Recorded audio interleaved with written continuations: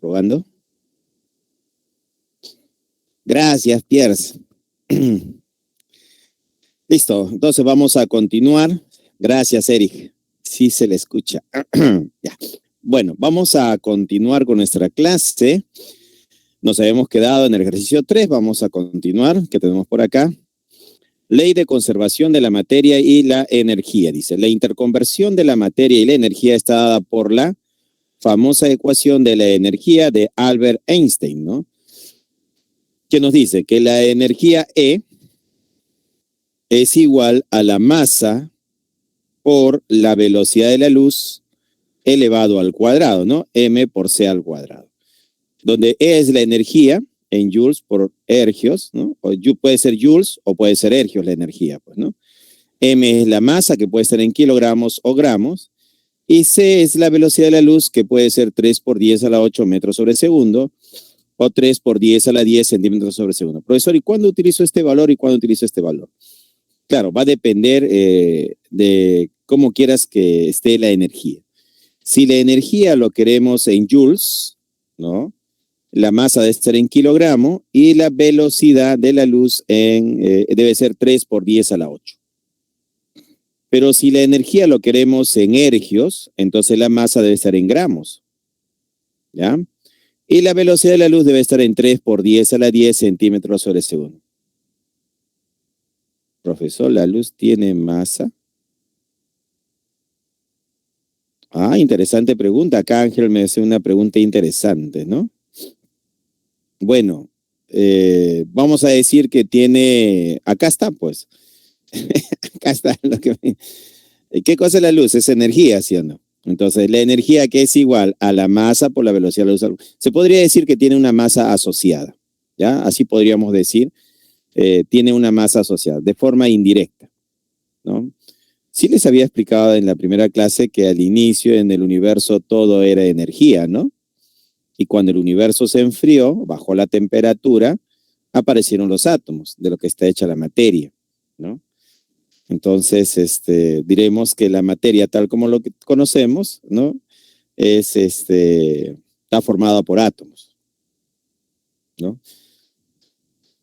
Interesante la pregunta de su compañero. Vamos a poner por acá.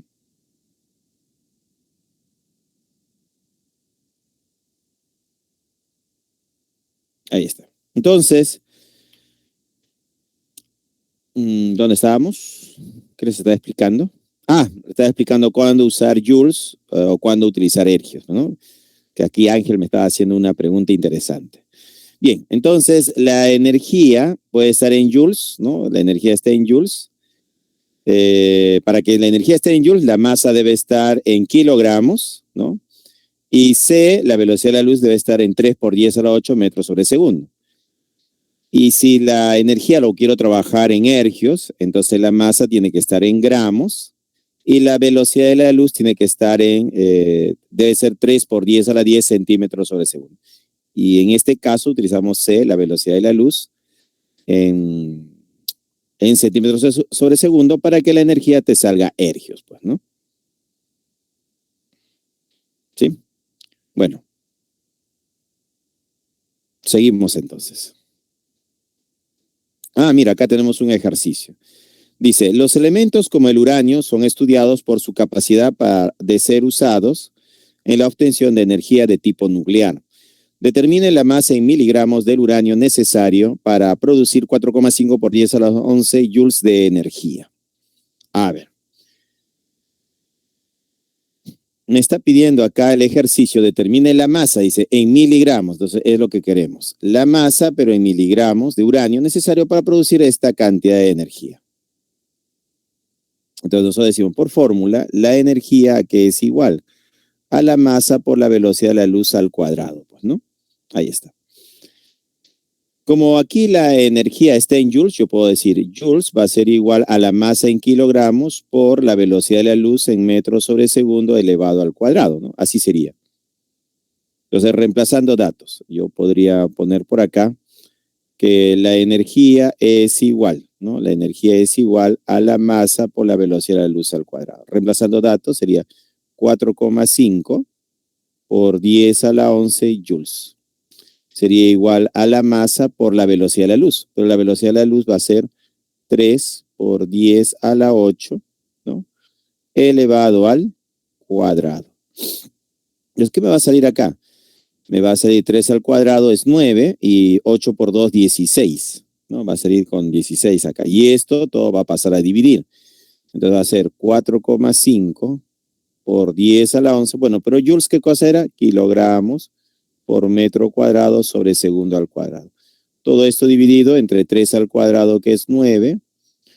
8 por 2 sería 16 metro cuadrado sobre segundo al cuadrado. Se cancela metro cuadrado sobre segundo al cuadrado y me queda kilogramos.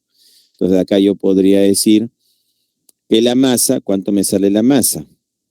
La masa operando, ¿no? Se tendría que dividir 4 por 10 a la 11 entre 9 por 10 a la 16. Operando todo eso, me va a salir, ¿no? 5 por 10, ¿no? 5 por 10 a la menos 6 kilogramos. 5 por 10 a la menos 6 kilogramos. Eso sería igual a la masa. Pero yo no quiero kilogramos, el programa me está pidiendo miligramos. Entonces acá está el problema, miligramos. Entonces nosotros decimos acá 5 por 10 a la menos 6 kilogramos multiplicado por factor de conversión. Un kilo es 10 al cubo. Gramos, gramos. Kilogramos se va con kilogramos. Pues yo no quiero gramos, quiero miligramos, factor de conversión. Un mili es 10 a la menos 3. Gramos, gramos. Se cancela gramo con gramo y ya me quedó miligramo. 10 a la menos 3 sería 3 menos 3, sería 10 a la sexta. Con 10 a la menos 6 se cancela, pues, ¿no? Entonces, ¿cuánto me va a quedar acá? Me va a quedar 5 por 10 a la menos 6 más 3, y este menos va a ser menos 3. Y todo esto sale en miligramos. Va a ser 5 por 10, menos por menos más, sería 3 más 3, 6, menos 6, 0. 5 por 10 a la 0, miligramos. Y 10 a la 0 es 1, 5 por 1 es 5. La respuesta sería la D, ¿no? 5 miligramos, la D es la respuesta. La D. Ahí está.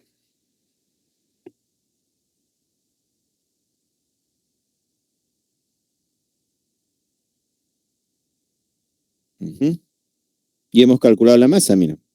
Hemos determinado a partir de la energía, una cierta cantidad de energía, una masa. Bien, seguimos. ¿Qué más tenemos por acá?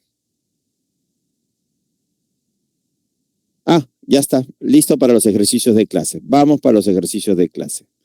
Ejercicio 1 dice: en la naturaleza encontramos diferentes tipos de materia que pueden ser clasificados como sustancias, elementos o compuestos, y mezclas homogéneas o heterogéneas. Al respecto, indique la alternativa que contiene la clasificación correcta. La amalgama de oro obtenida en el proceso metalúrgico es un compuesto.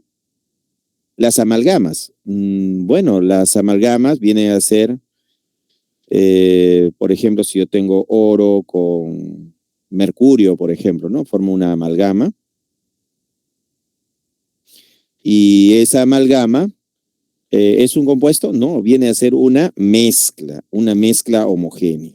Ya eso viene a ser una mezcla homogénea. Entonces, una amalgama viene a ser una mezcla, no viene a ser un compuesto. Entonces, decir compuesto no es correcto, pues, ¿no? Entonces, vamos a poner acá, compuesto no es. ¿Qué va a ser? Va a ser una mezcla. Mezcla. B. El sulfato de zinc, acá está la fórmula, sulfato de zinc, de consumo farmacéutico, es una mezcla homogénea, pero acá me están dando el compuesto, ¿no? Me están dando la fórmula. Esto de acá es un compuesto. Ya esto va a ser, no va a ser mezcla homogénea. ¿Qué va a ser? Esto va a ser un compuesto. Ya esto sería el caso de un compuesto. Ya sería el caso de un compuesto.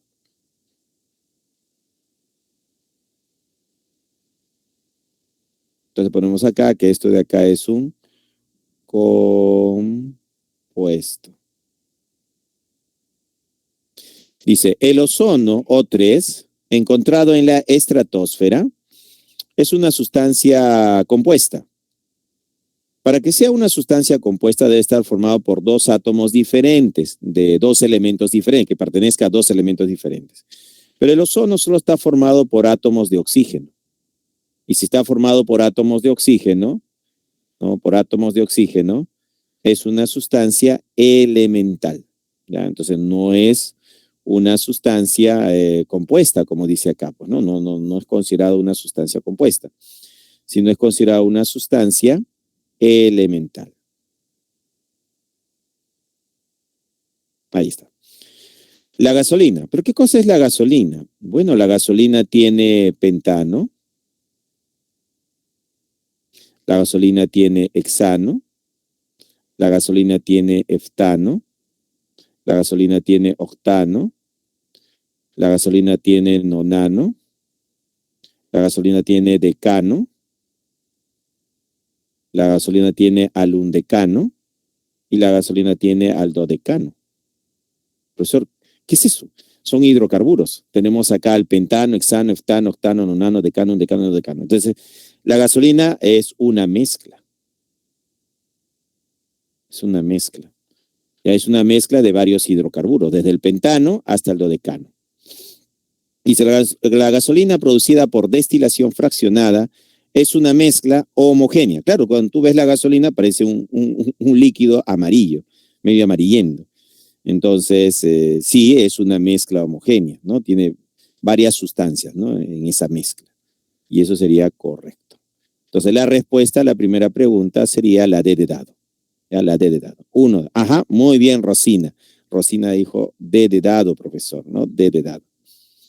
Muy bien, vamos, problema número 2. Dice, el óxido de cobre es un mineral que para ser lixiviado se le agrega ácido sulfúrico, obteniendo una solución acuosa de sulfato cúprico. En una etapa posterior se realiza la electrólisis para obtener cobre en el cátodo y el oxígeno en la zona anódica. Al respecto, indique la alternativa que contiene respectivamente la clase de materia que se encuentra subrayada, dice, ¿no? Me piden lo que está subrayado, hay que clasificarlo, ¿no? ¿Qué cosa es? ¿Qué tenemos acá? Tenemos óxido de cobre, ácido sulfúrico, una solución acuosa de sulfato cúprico, tenemos cobre, tenemos oxígeno.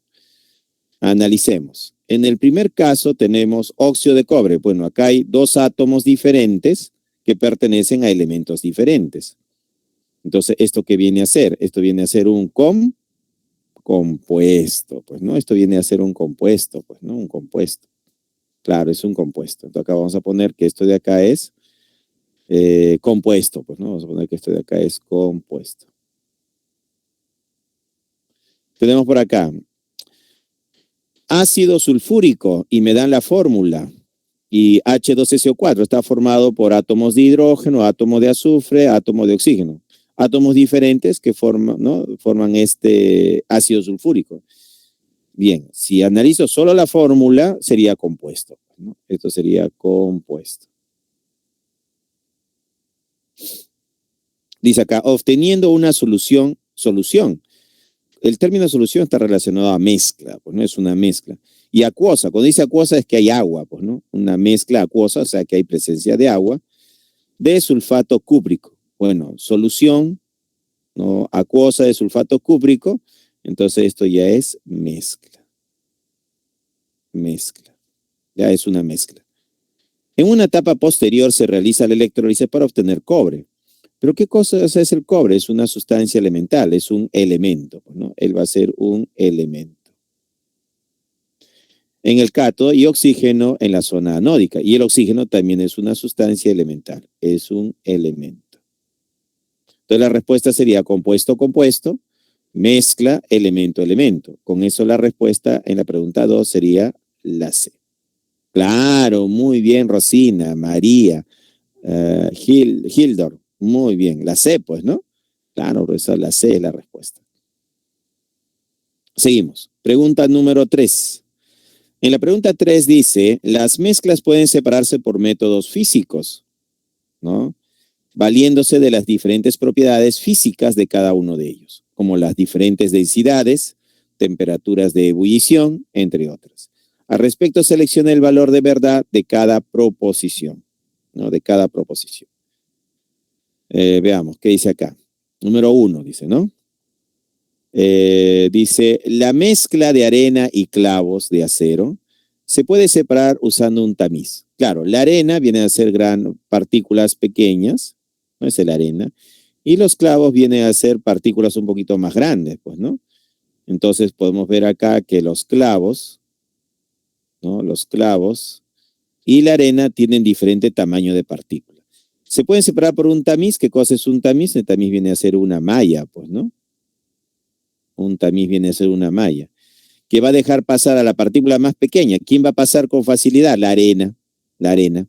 ¿Y quién va a ser retenido por esta malla, por este tamiz? Los clavos. Los clavos no pasan, pues, ¿no?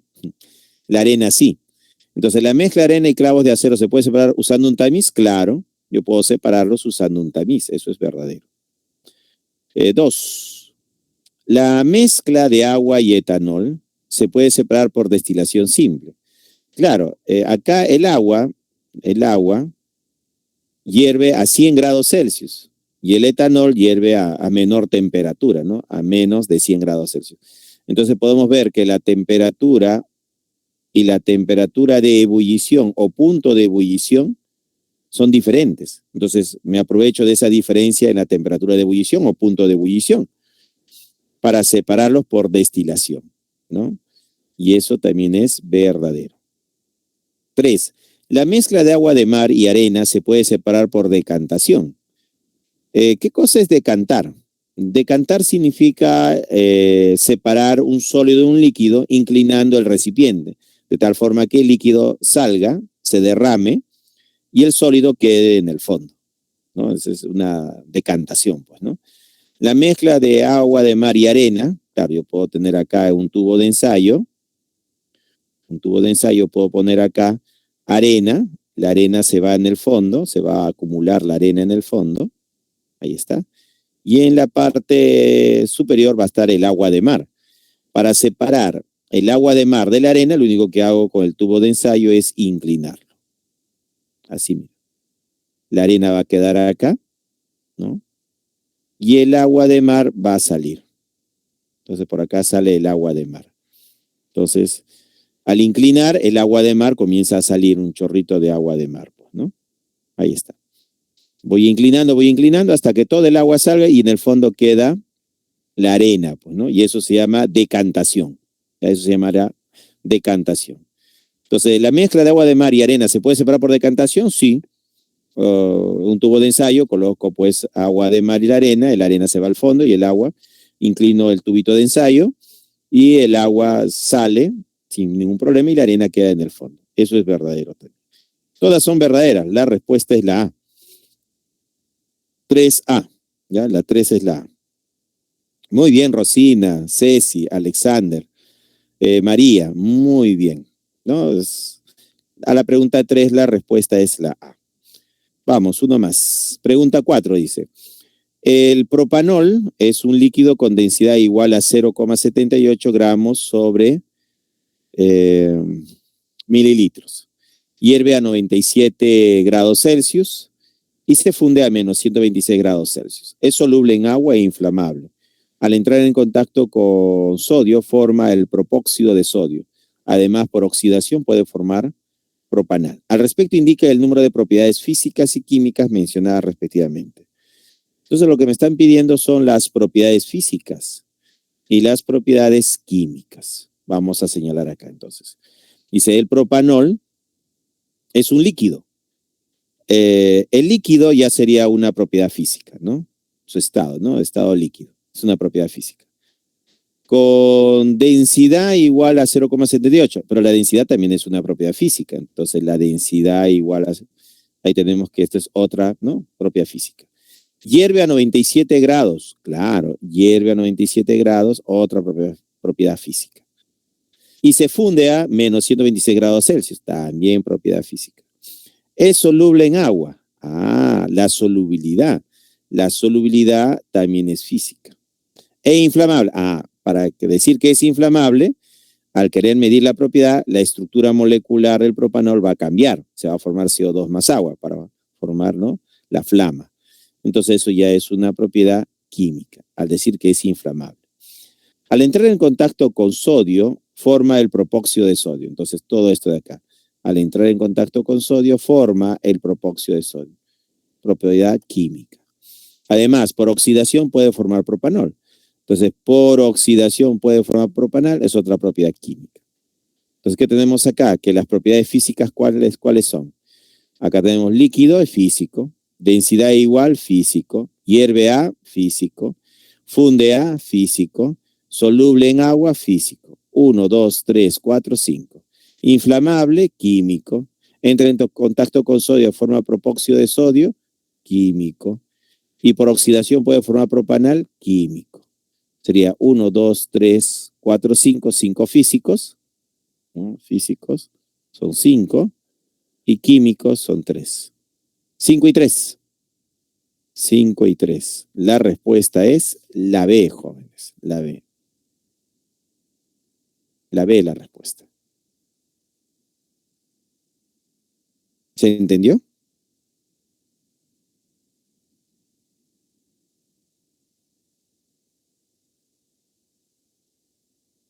Ceci dice, sí, profesor. Muy bien, Ceci. A ver, entonces acá lo que había que diferenciar eran quiénes eran propiedades físicas y quiénes eran propiedades químicas. Entonces, el estado sólido, líquido o gas, el mismo estado de agregación ya es una propiedad física, una característica. Recuerda que la palabra propiedad son características, ¿no? La densidad, cuando tú mides la densidad de este propanol, mides su masa, mides su volumen y divides, tienes la densidad. Entonces el propanol sigue siendo propanol, no dejó de ser propanol. Entonces estás midiendo una propiedad física. Lo pones a hervir y hierve a 97 grados, forma vapor y el vapor viene a ser también propanol. Entonces la identidad de la sustancia no cambia. Entonces propiedad física. Funde significa que pasa de sólido a líquido a menos 126 grados Celsius. Entonces, pero el propanol sigue siendo propanol, propiedad física. Es soluble en agua, claro, se dispersa nada más el propanol, pero no deja de ser propanol. Entonces, propiedad física. Al decir inflamable, sí, eso sí es una propiedad química, porque va a cambiar a dióxido de carbono, más agua, más energía. Entonces, es químico. Al entrar en contacto con sodio, el sodio reacciona con el propanol y forma propóxido de sodio. Ya es totalmente diferente. Propanol y propóxido de sodio ya vienen a ser compuestos totalmente diferentes. Entonces, acá ha habido un cambio químico, ¿no? Así es una propiedad química, ¿no? Del proceso mismo, ¿no? Además, por oxidación puede formar propanal, claro. El propanol cambia a propanal y esta es una característica química, una propiedad química. Por eso la respuesta es 5 y 3. La B, pues, ¿no? La B. Vamos, seguimos. Siguiente. Ejercicio 5 dice. Una barra de aluminio de 5 metros de largo presenta un color grisáceo transparente, con 2 por 10 al cubo centímetros cúbicos de volumen. Tiene una densidad de 2,69 por 10 al cubo kilogramos sobre metros cúbicos. Una conductividad térmica de 237 watts sobre Kelvin por metro, ¿no? Presenta una dureza de 2,8 en la escala de Mohs y un calor específico de 900 joules sobre kilogramos Kelvin. Al respecto, determina el número de propiedades intensivas mencionadas en el texto. Entonces, vamos a buscar propiedades intensivas, dice, ¿no? Entonces, ¿quiénes son propiedades intensivas aquí? Veamos. Analicemos. Me piden propiedades intensivas, ¿no? A ver, comenzamos. Dice, una barra de aluminio de 5 metros de largo, pero 5 metros de largo viene a ser la longitud, ¿no? A mayor masa va a tener mayor longitud. Entonces, esto es una propiedad extensiva, ¿no? Hablando de la longitud. Presenta un color grisáceo. Ah, color. Pero el color, hemos dicho que va a ser una propiedad intensiva. Entonces, color grisáceo, ¿no? Transparente. Esto de acá se considera intensivo. Con 2 por 10 al cubo centímetros cúbicos de volumen. Pero el volumen se considera una propiedad extensiva, ¿no? Claro. Tiene una densidad. Ah, pero la densidad, ¿no? Hemos dicho que va a ser propiedad intensiva. Esto va a ser intensivo. Una conductividad térmica. Claro, la conductividad térmica. No dice que acá tiene una conductividad térmica. Entonces, ¿qué cosa es la conductividad térmica? También es una propiedad intensiva. Conductividad térmica. Ahí está. Entonces, la conductividad térmica es una propiedad intensiva. Presenta una dureza, dice, de 2,8. ¿Y qué cosa es la dureza? La dureza, diremos que también es una propiedad intensiva. ¿Ya? Entonces, la dureza también es una propiedad intensiva. Y un calor específico de 900. ¿No? Un calor específico. ¿Qué cosa vamos a considerar que es el calor específico? El calor específico también es una propiedad intensiva. ¿Ya? Intensiva. Al respecto, determina el número de propiedades intensivas. Sería 1, 2, 3, 4, 5. 5 propiedades intensivas. Ya, 5. Con eso la respuesta, ¿cuál sería? La pregunta 5, la C, pues, ¿no? La C la respuesta. 5C. Muy bien, Alexander, María, Malú, Rosina, ¿no? La C era hace rato, profesor, hace rato. Bien, seguimos. ¿Qué más tenemos por acá? Problema 6 dice, la química estudia los cambios de la materia y su relación con la energía. Estos cambios pueden ser físicos, químicos o nucleares. Al respecto, indica la alternativa que clasifique a cada uno de los siguientes cambios. La fusión del hielo al calentarlo. Claro, el hielo es sólido, ¿no? Y si se calienta, se vuelve líquido. Entonces estoy pasando del sólido al líquido. Entonces la fusión del hielo al calentarlo. Claro, es la fusión del hielo al calentarlo. Entonces esto de acá, el hielo viene a ser agua pero en forma sólida, y luego se vuelve líquido como agua líquido, ¿no? Entonces el agua sólida se vuelve agua líquida.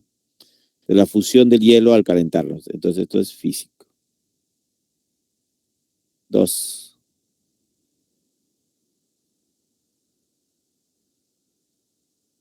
La disolución de cloruro de sodio en agua, en otras palabras, agua salada. Pero la sal sigue siendo sal y el agua sigue siendo agua.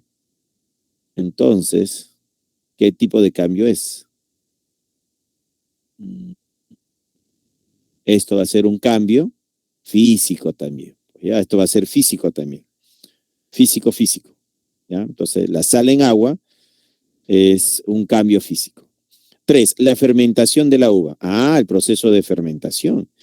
¿No? La uva nos va a dar, pues, ¿qué nos da el fermento de la uva? El vino, pues, ¿no?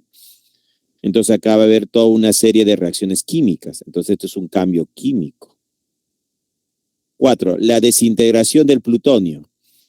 Pero el plutonio, cuando hablamos de desintegración del plutonio, ya estamos hablando del núcleo, pues, ¿no? Del núcleo del átomo, donde están los protones y neutrones. Entonces, al haber un proceso de desintegración, ya es el núcleo el que está cambiando. Entonces, este es un cambio nuclear. La respuesta es, profe, pero al romperse los enlaces gloriosos no sería químico. No se rompen. Ajá, Malú me pregunta, a ver, vamos a responder a Malú. Ya mira, vamos a poner aquí a la salsita. Acá tenemos al sodio, al cloro, al sodio, al cloro, ¿no? Acá está la sal, el cristal, pues, ¿no? Los cristales. Es la red cristalina. Ahí está. Y viene por acá el agua, ¿no? La molécula de agua. Acá está el agua, ¿no? ¿Y qué es el agua? El agua llega, ¿no? Llega. ¿Y qué va a hacer el agua? El agua se lleva, ¿no? A los iones. Entonces lo que hace el agua es llevarse a un ion. Se lleva el ion cloruro. ¿Y qué hace con el ion cloruro? Los va a separar, ¿no? Acá va a haber moléculas de agua que están rodeando. Ahí está el agua, el agua, el agua. Lo único que ha hecho es separarlos nada más. O sea, los ha dispersado, en otras palabras. Entonces acá van a haber más moléculas de agua. ¿Ya? Ahí van a estar las moléculas de agua rodeando, ¿no? Al ion cloruro. Ahí están las moléculas de agua. Estoy profesor, ¿y el ion cloruro está ahí? Sí, ahí está el ion cloruro que ha sido separado, ¿no? Del ion sodio. Entonces acá está el ion cloruro. Y por acá viene otra molécula de agua y se lleva el ion sodio. ¿Y qué pasa con el ion sodio? El ion sodio va a estar por acá, rodeado con moléculas de agua. Así, mira, las moléculas de agua también lo rodean a él. Así es, mira. ¿No? Acá es agua, agua, agua, agua, agua, que comienzan a rodear al sodio, pues, ¿no? Al ion sodio. Ahí está. Entonces, ¿qué ha pasado aquí? Ha sido separado el ion sodio del ion cloruro. ¿Estamos? Entonces, esto de acá es ¿no? Cómo se forma nuestro sistema disperso. Entonces, el sodio sigue siendo sodio, el catión, y el cloro sigue siendo ion cloruro, el anión, ¿no? De acá está el catión y el anión. Se dice que se ha formado acá una, que me preguntaba, profe, pero al romperse los enlaces de cloruro de sodio no sería químico. Es que lo único que hace el agua es separarlos, ya separarlos. Tú evaporas el agua y el cloro y el sodio nuevamente se juntan y forman el sólido. La sal sigue siendo la sal, no dejó de ser la sal. Lo único que se ha dispersado por el efecto del agua que los ha separado.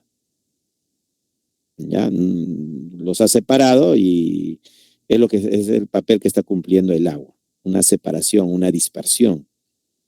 ¿Se entendió? Sí, entonces es un cambio físico. La sal está ahí, sigue siendo sal. Otra cosa sería que yo agarré a la sal y le haga pasar corriente eléctrica, tengo sodio metálico y cloro gaseoso. Ahí sí sería cambio químico. Claro, ahí sí sería cambio químico.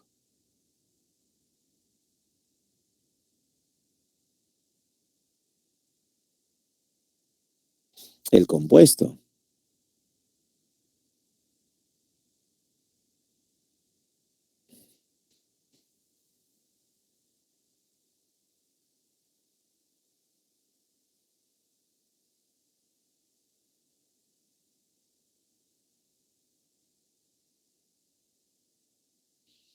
Podría ser, ¿no? La disolución del cloruro de sodio en agua, pues, ¿no? Bueno, habría que, ¿no?, ver el mecanismo, pues, ¿no?, de cómo ocurre esta disolución. Es el agua que comienza a separar grano por grano, ion por ion, del sólido, pues, ¿no? Y los dispersa. Y el sodio y el cloro están ahí. Y eso se considera un cambio físico.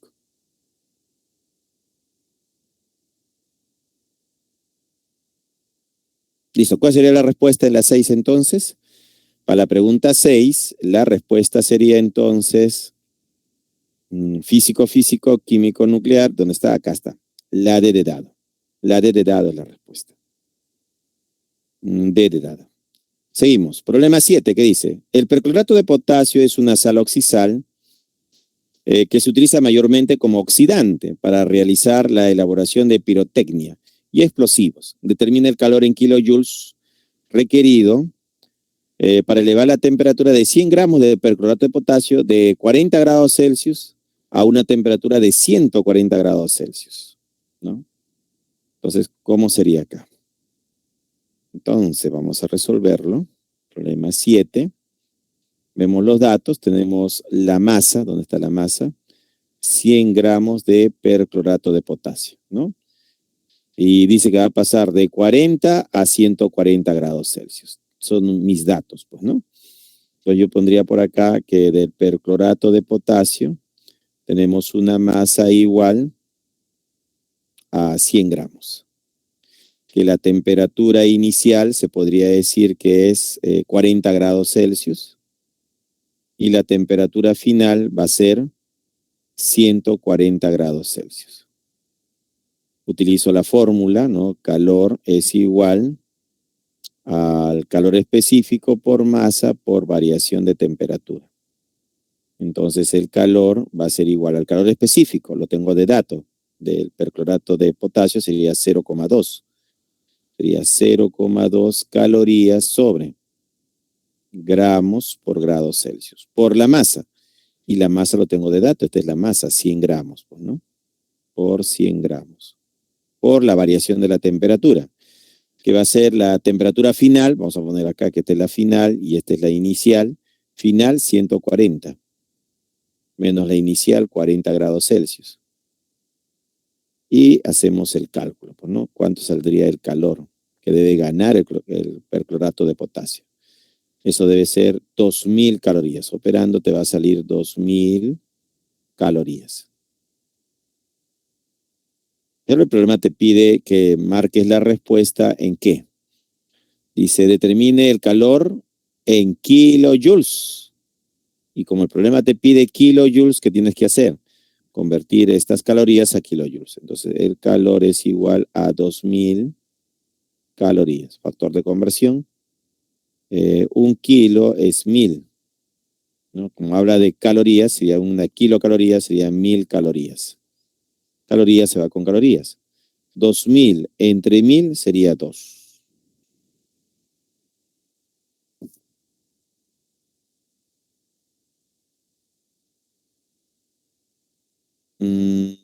Es kilojoules lo que me está pidiendo el problema.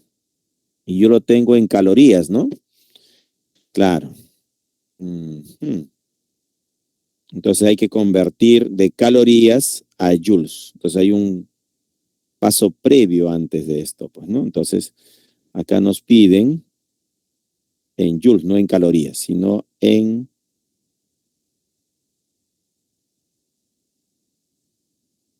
Ahí está. Entonces acá lo que me estaban pidiendo es en kilojoules, ¿no? Kilojoules nos piden. Entonces, pero acá está en calorías. Entonces utilizo esto de acá como factor de conversión. ¿Qué digo? Una caloría equivale a 4,18 joules. Calorías se va con calorías. Listo. Entonces el calor a qué va a ser igual. Ahora ya está en joules. Claro, ahora ya está en joules. Pero no me piden joules, me piden kilojoules. Digo, profesor, pero yo quiero kilojoules. 1 kilo equivale a 10 al cubo. Por joules. Se cancela joules con joules. Entonces, en kilojoules, ¿cuánto sería esto? Operando, me va a salir, hay que operar esta parte de acá. Me va a salir 8,36, ¿no? 8,36 kilojoules. Así es, 8,36 kilojoules. Y con eso, la respuesta sería la D de dado. La D de dado es la respuesta. 8,36 kilojoules. ¿Ya? Entonces, nos pedían qué cosa, kilojoules, pues, ¿no? En kilojoules la respuesta. La D. La D sería la respuesta.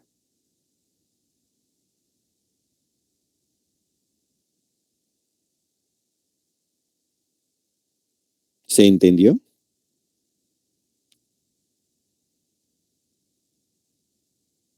María dice sí, Aisha dice sí también, ¿no? Muy bien, vamos a continuar. Problema número 8, ejercicio 8, dice, ya hay clave ya, Pierre, la D, profesor, la D. Muy bien, Pierre, ya se adelantó, Pierre. Dice, profesor, la 8 sale la D, profesor. ¿Ya? Bien, vamos a resolver el problema 8, ¿no? ¿Qué nos dice el problema 8? Ponemos por acá. Los procesos de transferencia de calor involucran el paso del calor de un cuerpo caliente a uno frío por un gradiente de temperaturas. En un proceso de calentamiento se utiliza un recipiente que contiene 100 gramos de agua. Acá está el dato, mira. Tenemos 100 gramos de agua a 20 grados Celsius. Luego se introduce en esta un trozo de hierro, acá está, de 50 gramos a una temperatura de 80 grados Celsius. Determine la temperatura final en grados Celsius cuando se alcanza el equilibrio térmico. Muy bien. Entonces, lo que voy a analizar acá, ¿qué voy a analizar? Las temperaturas. Bueno, acá está 20 y acá está 80. Claro, está 20 y 80, me dan de datos, pues, ¿no? 20 grados y 80 grados. Entonces, yo voy a decir por acá, tengo dos temperaturas, una temperatura que está a 20 grados y otra temperatura que está a 80 grados. De 20 va a calentarse hasta una temperatura de equilibrio y de 80 se va a enfriar hasta una temperatura de equilibrio. Diremos que esta sería la temperatura inicial y esta sería la temperatura final para este caso. Y para este caso, esta sería la temperatura inicial y esta sería la temperatura final, ¿no? Inicia con 20 y termina con una temperatura que no sé cuánto es. Entonces acá hay un calor ganado. Inicia con 80 y termina en una temperatura de equilibrio. Y esto es calor perdido. ¿Ya? Así es. ¿Qué necesitamos de acá? Las variaciones, pues, ¿no? La variación de temperatura para el calor ganado sería la temperatura final menos la temperatura inicial. Entonces la variación de temperatura sería temperatura final, que es la temperatura de equilibrio, menos la temperatura inicial, que es 20 grados Celsius. Para el segundo caso, ¿qué tendríamos aquí? Que la variación de temperatura es igual a la temperatura final menos la temperatura inicial. Entonces la variación de la temperatura sería la final, que es la temperatura de equilibrio, menos la inicial, el parte con 80 grados Celsius. Pues, ¿no? Listo, ya tengo las variaciones de temperatura. Establecemos nuestra ecuación, que calor ganado y calor perdido, ¿cómo deben ser? Deben ser iguales, pues, ¿no? Entonces ponemos acá que matemáticamente el calor ganado debe ser igual a menos el calor perdido.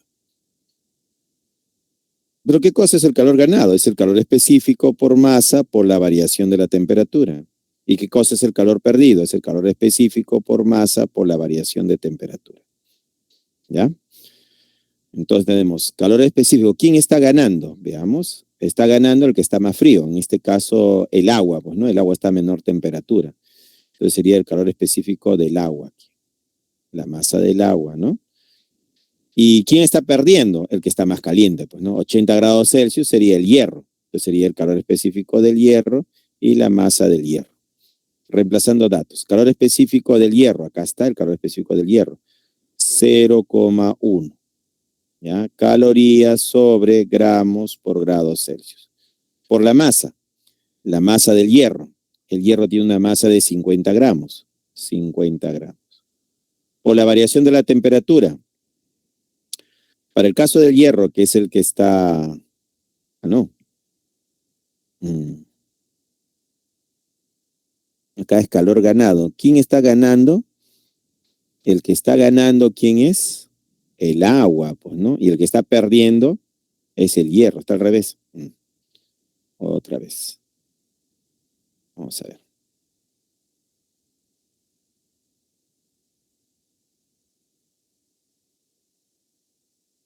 Otra vez, analizando.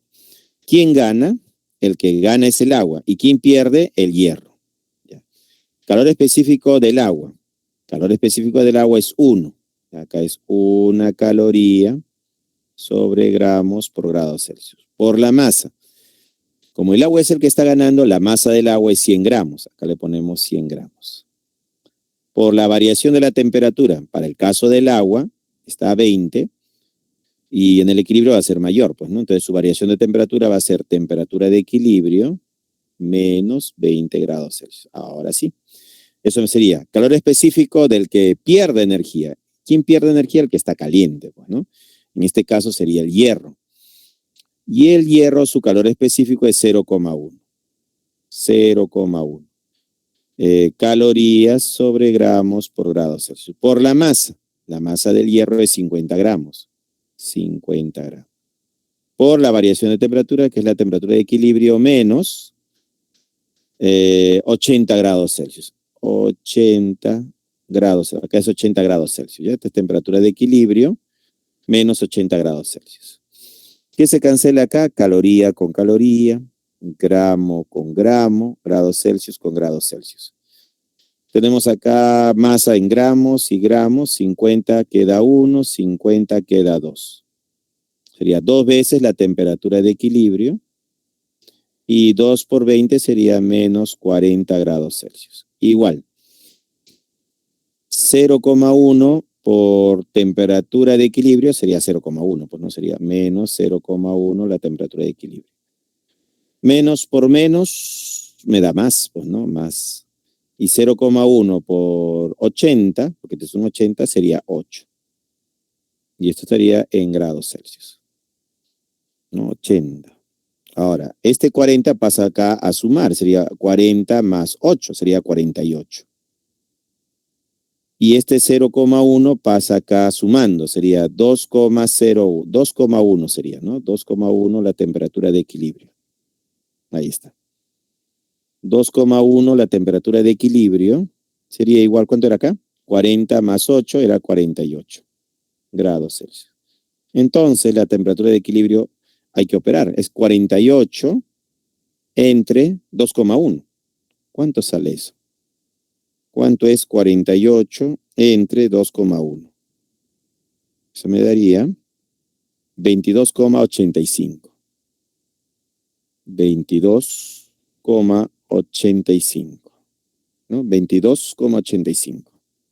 Entonces, la temperatura de equilibrio sería 22,85 grados Celsius, ¿no? De ahí sale la temperatura de equilibrio. Aproximadamente 22,9, pues, ¿no? Y eso sería la respuesta, la D de dado. 8D, ahí está. Todos dicen la D, profesor, la D, la D. ¿Se entendió? ¿Sí? ¿Se está entendiendo? Killer dice sí, dice Damaris también dice sí, Pierre dice sí.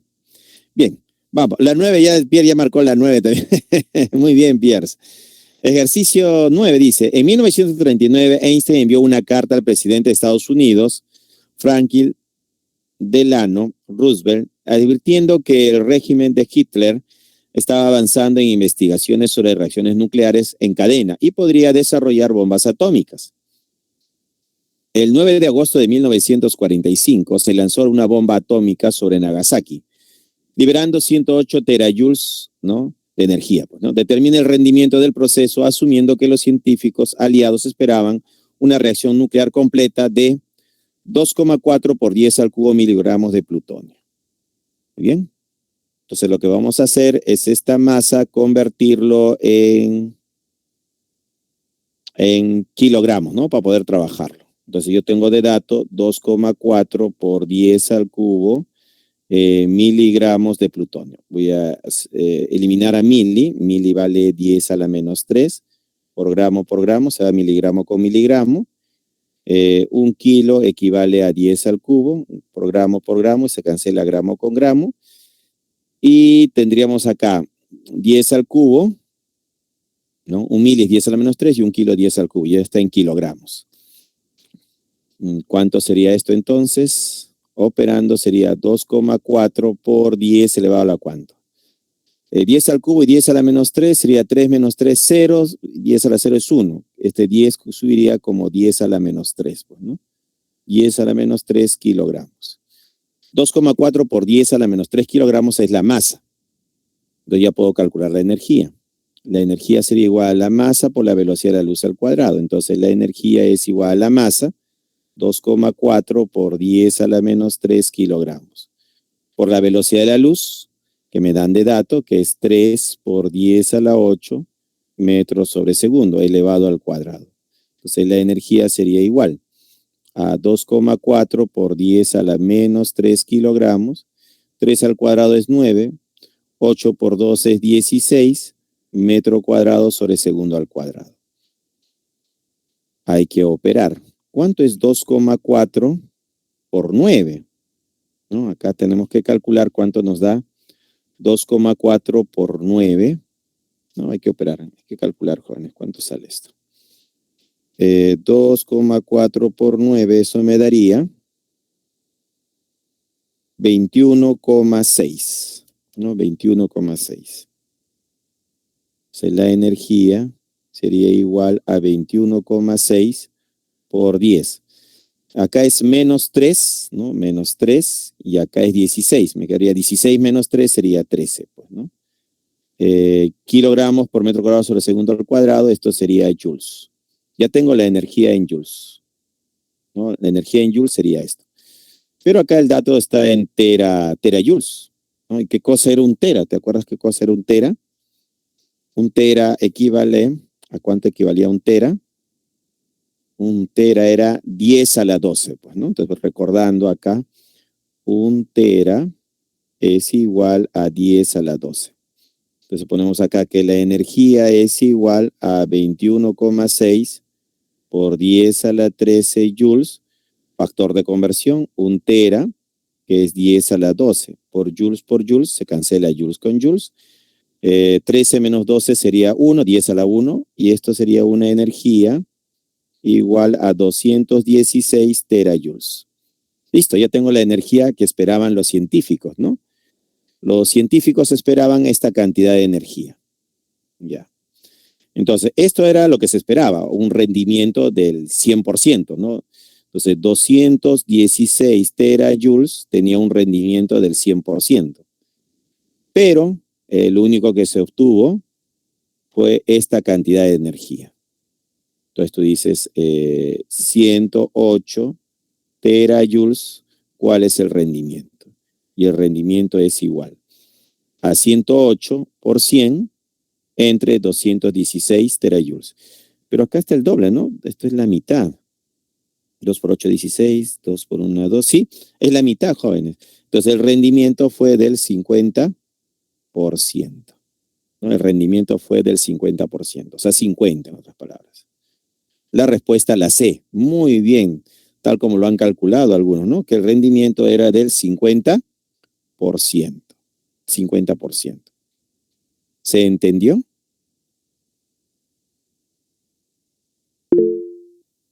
Claro, pues, o sea, los científicos pensaban que toda la masa se iba a transformar en energía. Entonces he calculado, pues, si tengo la masa, puedo calcular la energía. Entonces la energía de que debía haberse producido era 216 terajoules. Pero lo que realmente se ha liberado es solamente 108, que es la mitad. Y si es la mitad, el rendimiento es del 50%. Ya, el 50%. Muy bien, ahora pasamos a las preguntas de la tarea. Muchas gracias, jóvenes. Espero que les haya gustado la clase. Problemas propuestos. 1D de dado, 2A, 3C, 4D. ¿Ya? Tarea para la casa. Problemas propuestos. 1D de dado, 2A, 3C, 4D. 4D.